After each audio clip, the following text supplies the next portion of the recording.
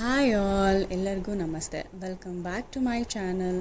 So ಇವತ್ತು ಅಕ್ಷಯ ತೃತೀಯ. So ನೀವು ಕೈಗೊಂಡಿರೋ ಎಲ್ಲ ಕೆಲಸಗಳು ಅಕ್ಷಯವಾಗಲಿ ಮತ್ತು ನಿಮಗೆ ಅದೃಷ್ಟ ಲಕ್ಷ್ಮಿ ಒಲಿಲಿ ಅಂತ ಆಶಿಸ್ತೀನಿ. ಸೊ ಎಲ್ಲರಿಗೂ ಅಕ್ಷಯ ತೃತೀಯದ ಶುಭಾಶಯಗಳು. ಸೊ ಈ ವರ್ಷ ಅಕ್ಷಯ ತೃತೀಯ ಶುಕ್ರವಾರ ಬಂದಿರೋದ್ರಿಂದ ನಾನು ಏನಾದರೂ ಸಣ್ಣದಾಗಿ ಹೋಗಿ ಪರ್ಚೇಸ್ ಮಾಡಬೇಕು ಅಂತ ಅಂದ್ಕೊತಾ ಇದ್ದೆ. ಸೊ ನನ್ನ ಹತ್ರ ಕಾಲು ಉಂಗುರ ಹೊಸ್ದಾಗಿ ಏನಾದರೂ ಹಾಕೋಣ ಅಂತ ಅಂದ್ಕೊತಾನೆ ಇದೆ ತುಂಬ ದಿವಸದಿಂದ. ಸೊ GRTಗೆ ಹೋಗಿ 7:30ಗೆ ಹೋಗಿ ಕಾಲು ಉಂಗುರ ಮತ್ತು ಪಾಪುಗೆ ಫುಟ್ಬಾಲು ಮನೇಲಿ ಆಲ್ರೆಡಿ ಇತ್ತು, ತುಂಬಾ ಚಿಕ್ಕದಾಗ್ಬಿಡ್ತು. ಸೊ ಇನ್ನೊಂದು ಸ್ವಲ್ಪ ದುಡ್ಡು ತೊಗೊಂಡು ಬಂದೆ. ಸೊ ಬೆಳಗ್ಗೆ 7:30ಗೆ ಹೋದೆ ನಾನು. ಆಲ್ರೆಡಿ ಎಲ್ಲ ಜನ ತುಂಬ್ಕೊಂಡ್ಬಿಟ್ಟಿದ್ರು. 7 ಗಂಟೆಗೆ ಓಪನ್ ಆಗುತ್ತಂತೆ GRT ಪ್ರತಿ ವರ್ಷ ಅಕ್ಷಯ ತೃತೀಯ ದಿವಸ. ಸೊ ನಾನು ಬರೋ ಬಿಲ್ಲಿಂಗ್ ಟೈಮಲ್ಲೂ ಆಲ್ಮೋಸ್ಟ್ 8:45 ಆಗಿತ್ತು.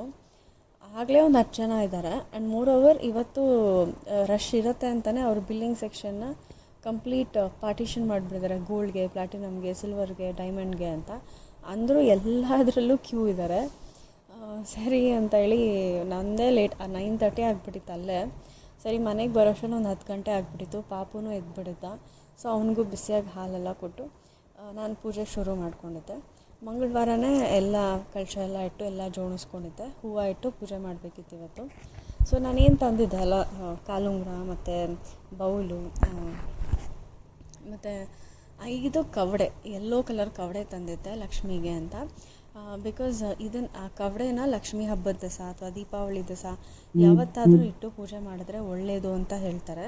ಯಾಕಂದರೆ ಕವಡೆ ಅನ್ನೋದು ಲಕ್ಷ್ಮಿಗೆ ತುಂಬ ಇಷ್ಟ ಅಂತ ಹೇಳ್ತಾರೆ. ಸೊ ಅದನ್ನು ಇಟ್ಟು ಅವ್ರಿಗೆ ಇಷ್ಟವಾಗಿರೋದನ್ನು ಇಟ್ಟು ಪೂಜೆ ಮಾಡಿದ್ರೆ ಒಳ್ಳೆಯದಾಗತ್ತೆ ಅಂತ. ಸೊ ನಾನು ಬೌಲ್ ತಂದಿದ್ನಲ್ಲ, ಬೌಲ್ ಒಳಗಡೆ ಲಕ್ಷ್ಮೀ ವಿಗ್ರಹನ ಇಟ್ಟು ಅಲ್ಲಿ ಕವಡೆ ಎಲ್ಲ ಹಾಕಿ ಹೂವದಲ್ಲಿ ಅಲಂಕಾರ ಮಾಡಿ ಅವ್ರಿಗೆ ಪೂಜೆ ಮಾಡ್ತಾಯಿದ್ದೆ. ಮತ್ತು ಸೇರಿದೆ ನಮ್ಮ ಮನೇಲಿ. ಅದರಲ್ಲಿ ಗೋವಿಂದದು ನಾಮ ಮತ್ತು ಶಂಕು ಚಕ್ರ ಇದೆ. ಸೊ ಅದನ್ನೂ ಇಟ್ಟಿದ್ದೆ. ಸೊ ಆಮೇಲೆ ಲಾಫಿಂಗ್ ಬುದ್ಧ ಇದೆ ನಮ್ಮ ಮನೇಲಿ. ಅದು ಮನಿ ಬ್ಯಾಗ್ ಕ್ಯಾರಿ ಮಾಡುತ್ತಲ್ಲ, ಸೊ ಅದು ಕೊಟ್ಟರೆ ಎಲ್ಲರೂ ಲಕ್ ಅಂತ ಹೇಳ್ತಾರೆ. ಸೊ ಮನೇಲೇ ಇರೋದ್ರಿಂದ ಅಕ್ಷಯ ತೃತೀಯ ದಿವಸ ಅದನ್ನು ಇಟ್ಟು ನಾನು ಪೂಜೆ ಮಾಡ್ತೀನಿ. ಇದು 3ನೇ ವರ್ಷ ಅಕ್ಷಯ ತೃತೀಯ ನಾನು ಮದುವೆ ಆದಾಗಿಂದ. ಸೊ ಇದೇ ಫಸ್ಟ್ ಇಯರ್ ನಾನು ಪರ್ಚೇಸ್ ಮಾಡಿರೋದು. ನೋಡೋಣ ಹೇಗಾಗತ್ತೆ ಅಕ್ಷಯ ತೃತೀಯ. ಪ್ರತಿ ವರ್ಷ ಪೂಜೆ ಮಾಡ್ತೀನಿ, ಬಟ್ ಈ ಸಲನೇ ನಾನು ಶಾಪಿಂಗ್ ಮಾಡಿ ಪೂಜೆ ಮಾಡಿರೋದು. ಸೊ ನೋಡಿ, 5 ಯೆಲ್ಲೋ ಕಲರ್ ಕವಡೆ ಅಂತ ಹೇಳಿದ್ನಲ್ಲ, ಇದು ದೇವರಿಗೆ ಹಾಕಿ ಪೂಜೆ ಮಾಡಿದ್ದೆ. ಆಮೇಲೆ ನಾನು ಕಾಲು ಉಂಗುರ ಪರ್ಚೇಸ್ ಮಾಡಿದ್ದೆ. ಇನ್ನೊಂದೇನು ಅಂತಂದರೆ, ನಾನು ಕಾಟನ್ ಪರ್ಚೇಸ್ ಮಾಡಿದ್ದೆ. ಕಾಟನ್ ಏನಕ್ಕೆ ಅಂತ ಹೇಳಿದ್ರೆ, ನೆಮ್ಮದಿ, ಮನೆಗೆ ನೆಮ್ಮದಿ ಇರಬೇಕು, ಪೀಸ್ ಇರಬೇಕು. ಆವಾಗಲೇ ಎಲ್ಲ ಕೆಲಸಗಳು ಆಗುತ್ತೆ. ನಿಮಗೆ ಆರೋಗ್ಯ ಆಗಲಿ, ನಿಮಗೆ ಕೆಲಸದ ಮೇಲೆ ಗಮನ ಆಗಲಿ, ಎಲ್ಲನೂ ಒಳ್ಳೆಯದಾಗುತ್ತೆ. ಸೊ ದೇವ್ರನ್ನ ಆಯುಷ್ಯ, ಆರೋಗ್ಯ, ನೆಮ್ಮದಿ ಕೊಡಿ ಅಂತ ಹೇಳಿ ಇನ್ನು ಮಿಕ್ಕಿದ್ದೆಲ್ಲ ತಾನೇ ಬರುತ್ತೆ. ಸೊ ಎಲ್ಲ ಒಳ್ಳೆಯದಾಗಲಿ. ಇವತ್ತಿನ ಅಕ್ಷಯ ತೃತೀಯ ಎಲ್ಲರಿಗೂ ಒಳ್ಳೆಯದಾಗಲಿ.